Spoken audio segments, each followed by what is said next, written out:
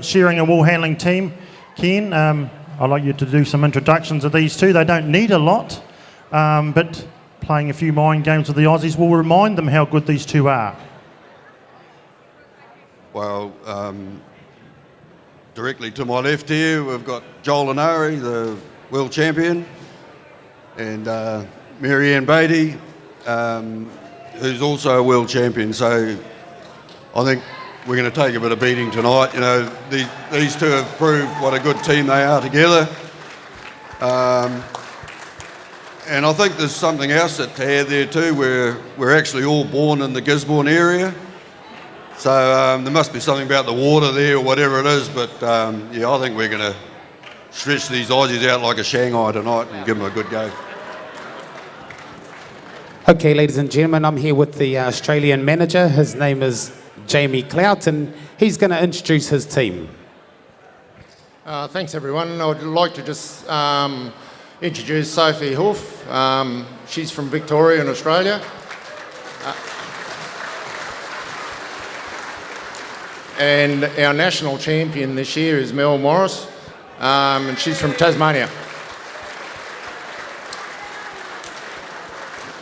Just while I've got the microphone, I'd just like to thank Golden Shears for inviting us here this week. They've been more than helpful.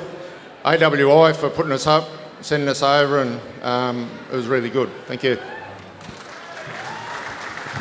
Thank you very much, Jamie. The Kiwis sound pretty confident. How do you reckon your girls are going to go?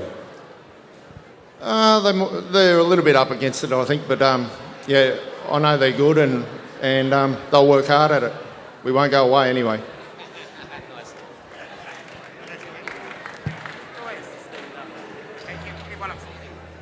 Could we have everyone upstanding, please, for national anthems?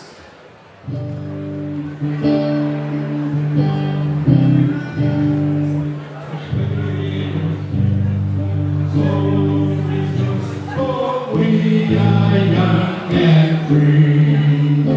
We go to soil and run, but our home is burned by sea. Our land, a mountain, nature's gift of beauty, rich and rare. In history's graceland, every slave and man to Australia fair. In joyful strains they laugh and sing, and France Australia fair.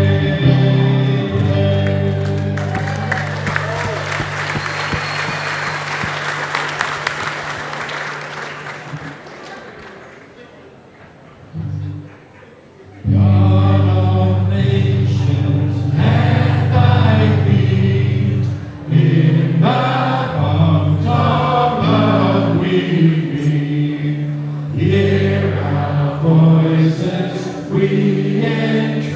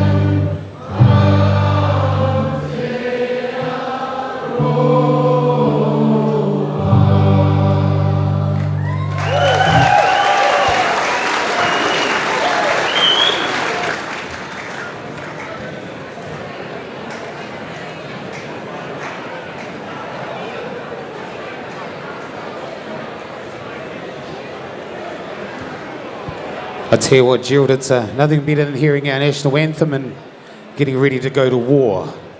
Yeah, you're right. It sets a presence, doesn't it?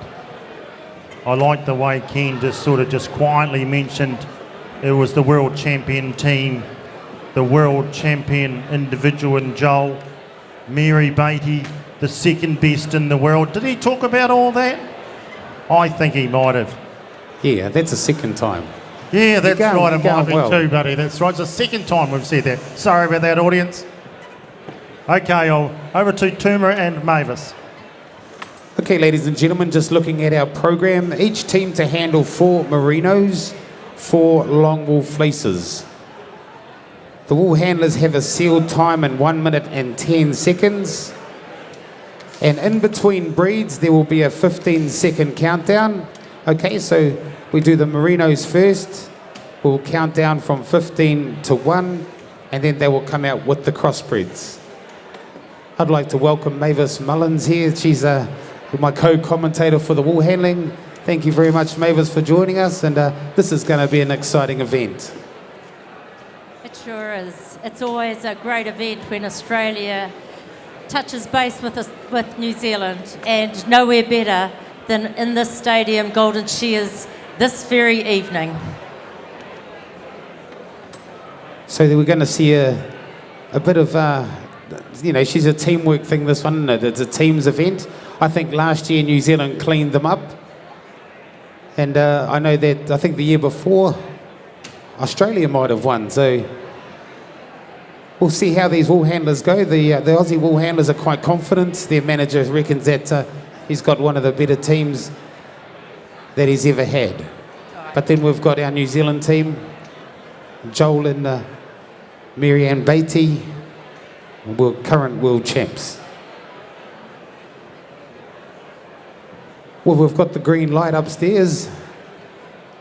I think these guys will be in the pens just talking to the pen boys about how they want the sheep.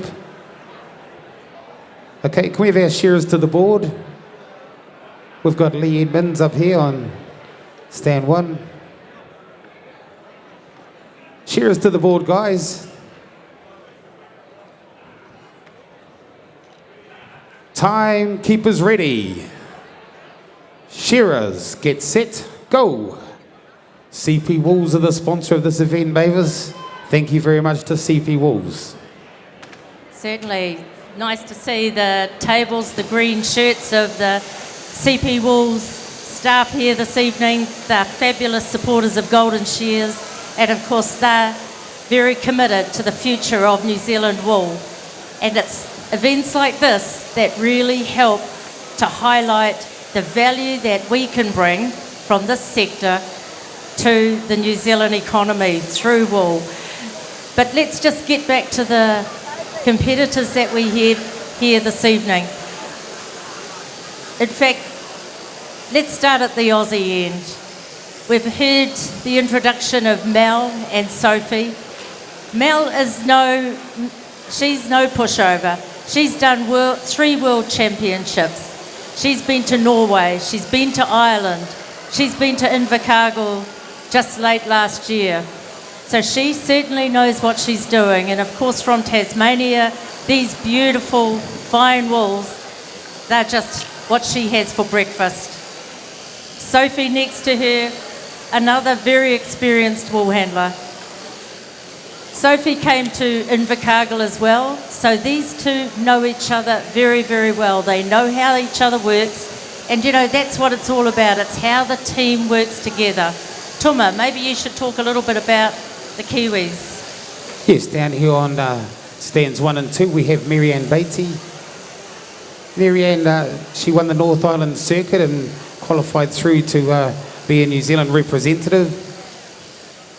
She's been in the open class maybe 5 or 6 years now, and she has really grown from strength to strength. And it's really shown with her in the way that she works around these shearers and the circuits. They travel a lot of Ks here in New Zealand to do these competitions to qualify for these things.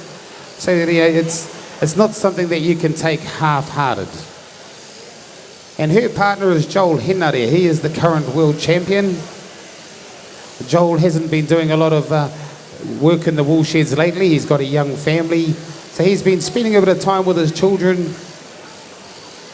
And, he's really enjoying, watching them grow. Because a lot of shearers, they go to work, and wool handlers, they go to work, they get the babysitters in, and their kids grow up without them. But good on Joel, that's what he's doing at the moment. But here we go, ladies and gentlemen. This is the first fleece. Tuma, can we just talk about, so they're doing 4 Merinos. These sheep are certainly a different breed.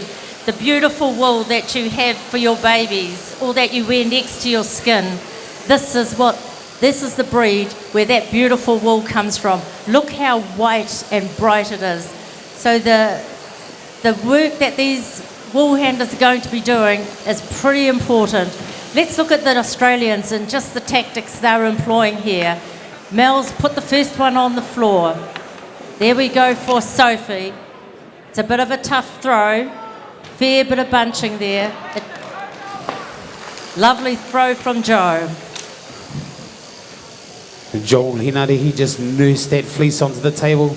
These fleeces look like they are humongous, and he just nursed it on there. Now we got the tag team on the table.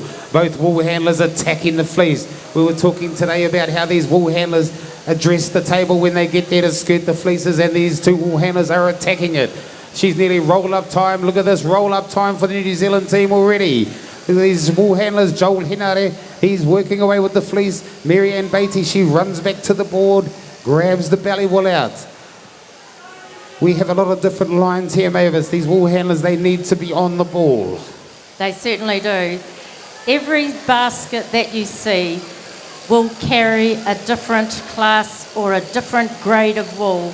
Each one of those different classes or grades of wool will need a different way of processing for them to then be used in a product. So it's very important that these different processing faults are properly separated. And a lot of this work that you're seeing on the board is around ensuring that there's no contamination. These fleeces, especially these Merino fleeces and the Crossbreds, they have high value if we make sure that there's no contamination in them. So these Merinos really do need a lot of care. They're a lot slower in shearing simply because they are so very, very fine. And of course these Merinos are wrinkly as anything. Here we go with Mel, getting that second fleece on the table. The Kiwis already have theirs on. Not a bad throw, Mel, it's all there. But as you can see, that overhang on that other side, every piece of wool or every overhang the size of an A3 attracts 1 penalty point. So I'm going to take a rough guess. I would have thought there would have been at least 7, 8 penalty points on that one side because of that overhang. It's a big penalty to pay. And the reason why those fleeces need to be well presented on the table is so you can see all those faults. Kiwis have theirs off the table already, Tuma. Yes, they do. It's a big advantage that these Kiwis have got at the moment over the Aussies. Both of these wool handlers are at the board with the shearer, so they'll be using this time to set up the fleeces, because it's the setup at the board usually that determines how the throw is on the table. Isn't that right, Mavis? That's certainly the way it's going. And it's interesting just to watch the different techniques, the different team strategies. This isn't happening by accident. These team members have been out the back, they've had the whiteboard out, they've thought about, looked at, planned exactly 15. how this is going to go. 14. Tuma's counting down, they've only got 13. 15 seconds, and actually 12. this is a pretty key time 11.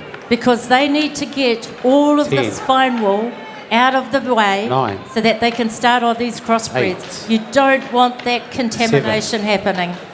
6. 5. 4. There's a lot of work going on down here. 2. But by golly, they've got to get rid of those 1. fleeces. Okay, shearers, bring out the crossbreds. Oh my goodness, we've got a fine wool fleece on the table, we've got one on the floor, and we've got 2 crossbreds coming out. If they're going to lose penalties, it's going to be in the next 30 to 40 seconds as this crossbred wool starts to hit the deck. Kiwis have already got their second fleece, their second fine wool on the table. Aussies have still got one to go. They're going to start having to think really hard about this.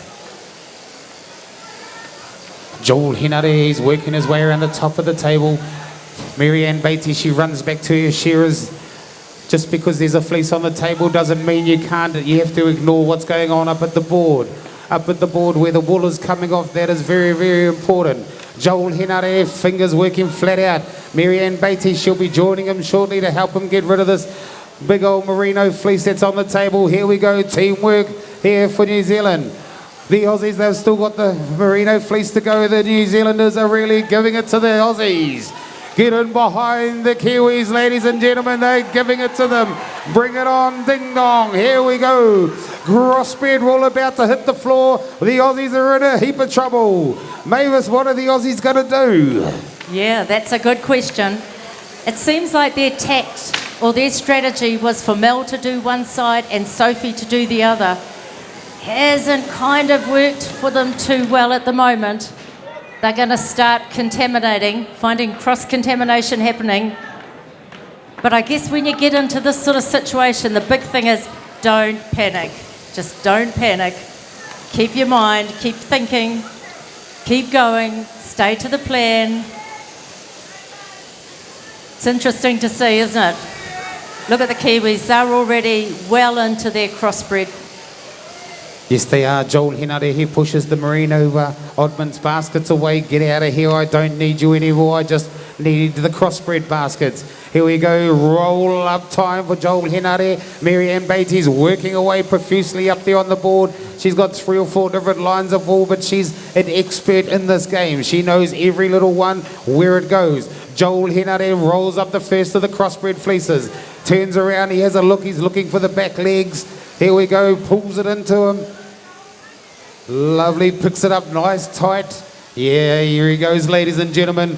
Woo-hoo-hoo, that's a beauty, Mavis. It sure is a beauty. So the Aussie girls have got a bit of work to do down this end. They're staying calm, they're keeping it all in order, but they're certainly just a little bit behind in the time game.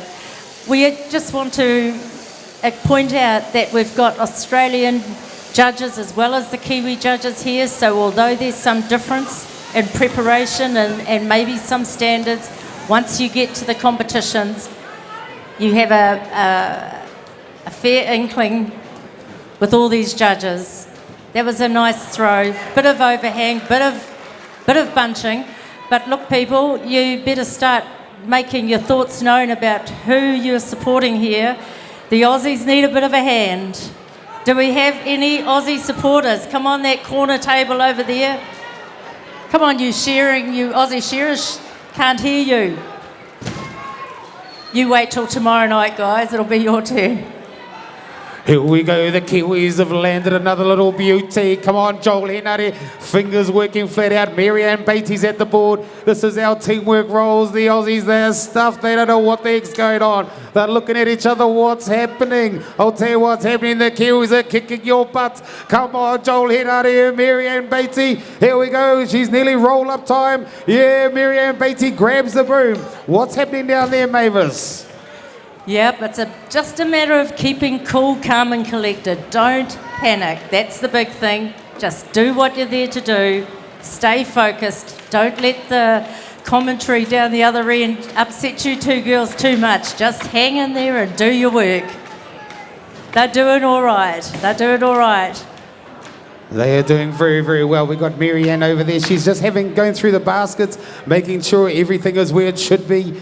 You know, there's a lot of different lines of wool here, and these wool handlers, they've had a heck of a big job to get it all in the right ones. But New Zealand are nearly ready to put their hands up. Look around, am I happy, am I happy? Joel Hinare is going through his basket. He's thinking to himself, that shouldn't be there. This is why these guys are the world champs, ladies and gentlemen. There we go, time for New Zealand. Time for New Zealand. Time is a big component, but there is a big component that's around quality as well. And at the end of the day, that's where the dollars are going to come from the quality of the work done, the way the plan has been executed, and how thorough they're going to be in terms of ensuring that there's no contamination. You can see on the far side of the Aussies, that's all their fine wool, strategically set so that it keeps it right away from the crossbred wools over here. They're working as a team, doing well. Not long to go now. Not long to go now. Really nice to see Joel and Marianne. They stay on the stage. It's about supporting. Doesn't matter where we come from. We all love wool. We're all in this industry together globally. Yes, time for the Aussies. Give them a hand, ladies and gentlemen. That's the Aussie team. Melody Morris, Sophie Hoof.